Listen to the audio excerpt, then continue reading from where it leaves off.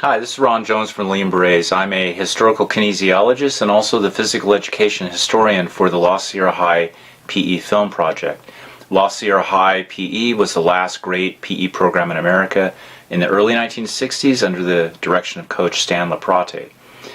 Interestingly, La Sierra and Laprate had a very tight relationship with President John F. Kennedy. So the last few years of research in La Sierra has produced some very good information on Kennedy, what he felt about the vigorous life, what his background was as an athlete, and also Kennedy is still speaking to us about the wisdom that he got pulling from ancient Greek history about sound mind, sound body, the balance of mind, body, and spirit.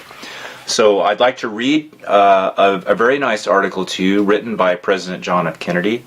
This is from Look magazine, and La Sierra was also in Look magazine a couple of times and is featured in this article. So this is August 13th, 1963, Look magazine. And the title of the article is Physical Fitness, a Report of Progress by President John F. Kennedy.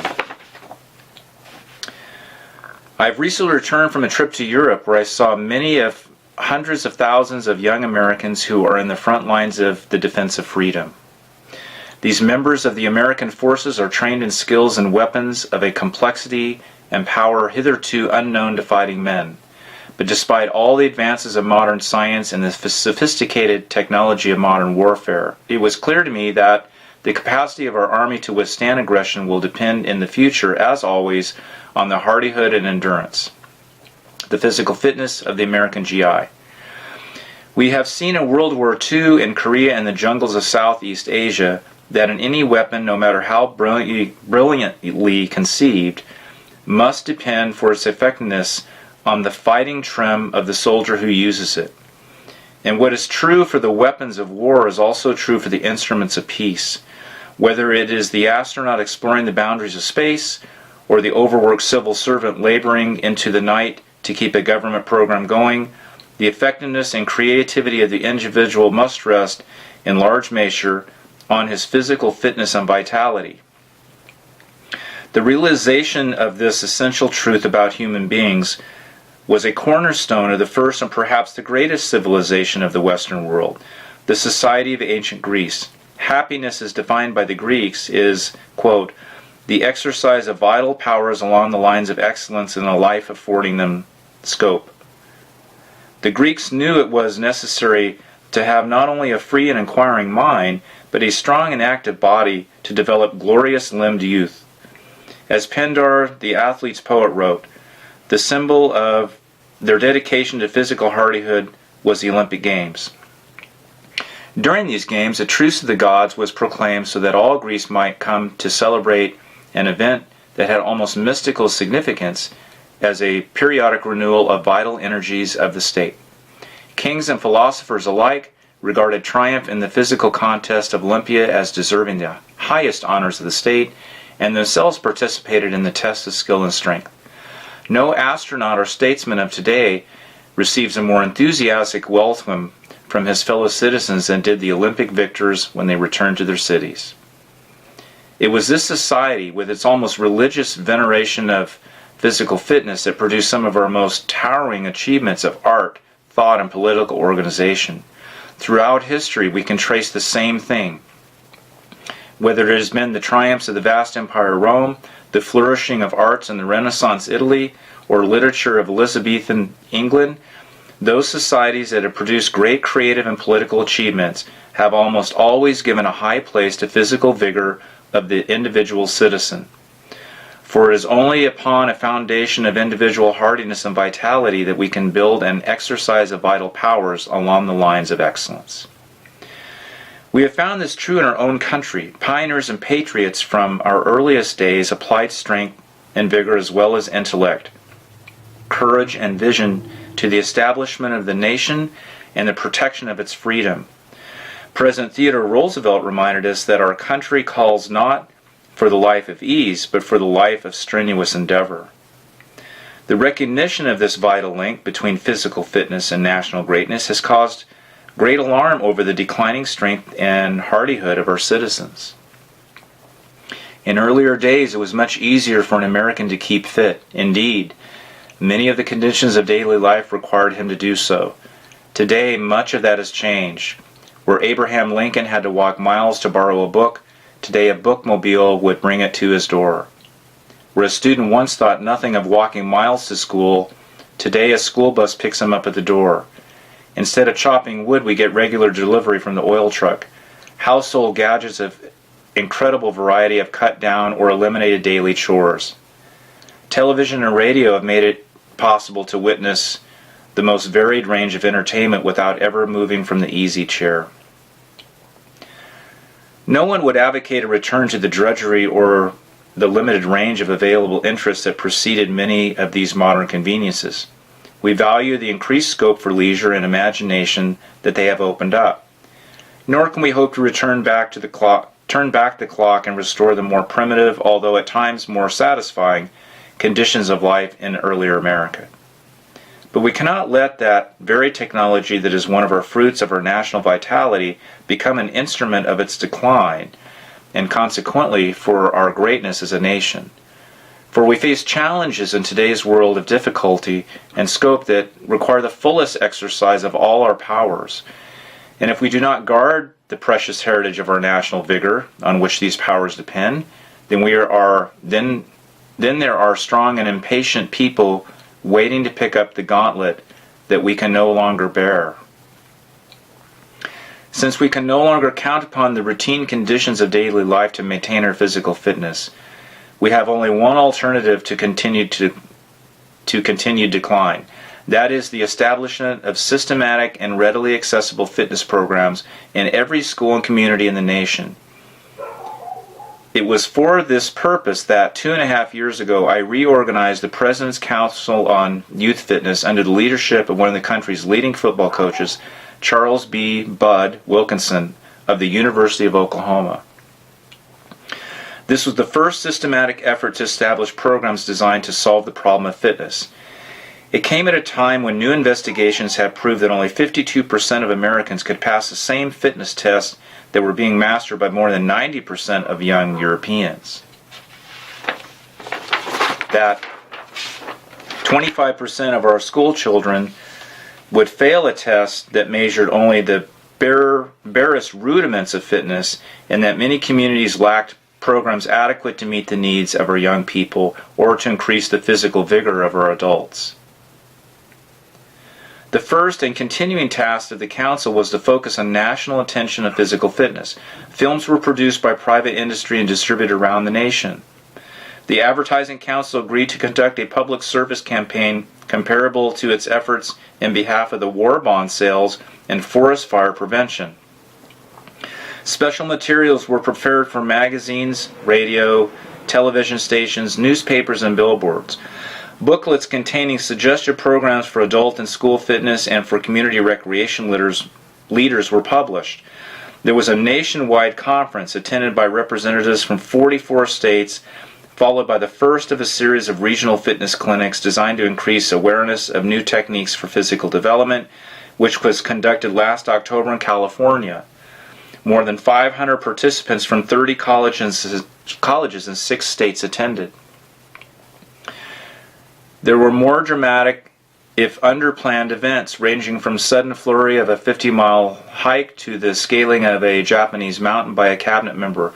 All of these have made the subject of American fitness a central topic of debate, discussion, and concern throughout the nation. It has even entered into our folk humor. This increased national awareness is reflected in the White House Mail, where fitness is one of the main subjects of correspondence by young and old alike. Among the leaders are those that merely describe personal activities, such as one from Brooklyn schoolgirl who reports, "I am happy about your physical fitness plan. I turn cartwheels every chance I get. My parents are going out of their minds because I am always on my hands instead of my feet." Or the 12-year-old boy from Pennsylvania who writes, "I have took to mind what you have said about physical fitness. I not only take gym in school, but I set aside an hour each day to have my own gym." A young girl from Los Angeles proudly says, "Dear President Kennedy, I have walked 8 miles and I was thirsty." Some of the letters ask questions or make requests. An Alabama schoolboy asked, "Dear sir, would you please send me a sample of your physical fitness?" One lad from Iowa wanted us to write him an excuse for the regular physical education program so that he can follow his own schedule of preparing for the football season, and added with caution, "Please do not say on TV or radio." Humorous or serious, these letters and thousands more reflect the immense growth and national concern since the Council started its work. We have never viewed the Council as a national department of physical education. It is not to become a large department, and its staff has been limited to 4 full-time employees with limited administrative funds. Rather, it is a catalyst to provide information and stimulus to the wide range of school systems, private groups, large communities, and individual households that alone possess the intimacy of contact essential to make physical fitness an accepted goal and part of daily life. In this effort, there has been much progress. 32 states now have state fitness councils, and last year alone, 13 strengthened their physical education requirements. 21 now offer special summer programs, more than half of which have been started since 1960. This increased interest by the states has been reflected in school activities. The number of schools conducting fitness programs has increased 20% since the 1961-62 school year, and today in 9 states, every elementary school child has a daily physical education program. In 1960, fewer than half of the nation's secondary schools tested their students for physical fitness. This year, 96% conducted such tests. Not all of the forward strides can be measured by these statistics. Private groups ranging from 4-H clubs to the YMCA have developed programs in cooperation with the Council, and the American Medical Association has emphasized the urgent need for physical fitness programs and periodic health checkups in the elementary schools. Increased emphasis and expanded programs are already being reflected in improved performance. When it began its work, the Council undertook a series of pilot studies in schools in 7 states. The first results showed that only 53% of students examined could pass a minimum achievement test. This year, 79% passed the same test. The number passing a more comprehensive test in the same period rose from 10% to 21%. Many universities also report a steady rise in the physical ability of their students. The number passing the Yale physical fitness test rose from 34% in 1960 to 43% in 1961. At Springfield College in the same PE period, the physical fitness index rose from subnormal to above normal.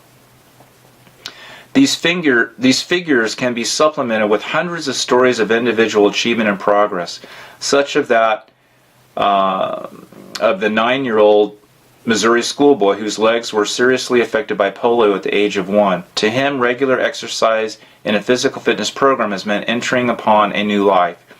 He is now the pull-up champion of his class, bat boy for the local baseball team, and a well above average student. The advances are encouraging, but we still have far to go. 20% of the country's schools have no regular fitness program, and 20% of our school children cannot pass a minimum test. 80% cannot pass all the parts of a more comprehensive examination. We are still far from our goal of daily effective program for every school child, and we have barely begun to work on the vast problem of adult fitness. I recently had a letter from a student at a U.S. Army school in Munich, Germany. He wrote, "The purpose of my writing is to congratulate you on your physical fitness program. All the students in my class take part in the program with great interest. Through the program, we are developing an interest in fair play with each other. The responsibility through our training gives us great pride and understanding of our responsibilities as Americans. It is our future, if our future is eventually to be entrusted to youngsters like this, then we need to have little cause for concern about America. The fitness of our people is one of the foundation stones of our national greatness. It will help determine our capacity to respond to many challenges of this time of change and conflict. But it has an even deeper significance, for fitness is not something that can be imposed by a government or by laws. It will not be produced by coercion or extortion from above. It depends upon the will and energy of those thousands of local and private groups that make up the fabric of our society, and it depends preeminently on the individual. I hope that all parents who share my concern will inquire about the physical fitness programs in their schools. I hope that every active American, particularly if he is a young American, will take part in such a program for his own good and for the country's good. President John F. Kennedy. So, as a credentialed physical education and health science teacher, since Kennedy wrote this article in 1963, there are only a few states now left in the United States that require physical education all the way through high school. And what they are doing for physical education is sorely lacking. It's become more physical activity with an emphasis on games and play, which is part of good physical education, but surely not all of it. So again, I'm going to walk back through a couple points in this article just to help people understand that aren't as serious about the history of fitness and physical education as I am or some of my colleagues. At the beginning of the article, or towards the beginning, Kennedy goes back to the history of the Krauss-Weber test. He was referring to that test from the 1940s. It was presented to President Eisenhower in the 1950s, that basically showed that we were far less fit than our European counterparts in terms of our children. And this Krauss-Weber test was for minimum postural fitness. It was not this robust athletic test. It took 2 minutes to administer, and it was minimum fitness to keep yourself out of chronic back pain. And so we weren't even doing well on that, you know. It's a bit of a reality check. And so out of this test concern of our failing the test, basically, President Eisenhower formed this council, this committee, and President Kennedy decided to put some more energy behind that. So that was referred to in the article. I thought it's interesting that he talks about how, while the government is going to support this, it really has to be something that comes from home.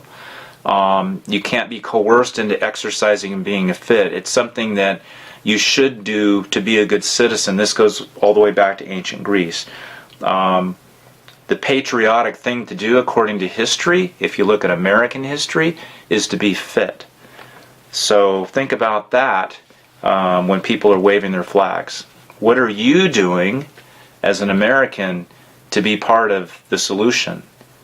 And according to JFK, that's going to involve being physically fit and living the vigorous life.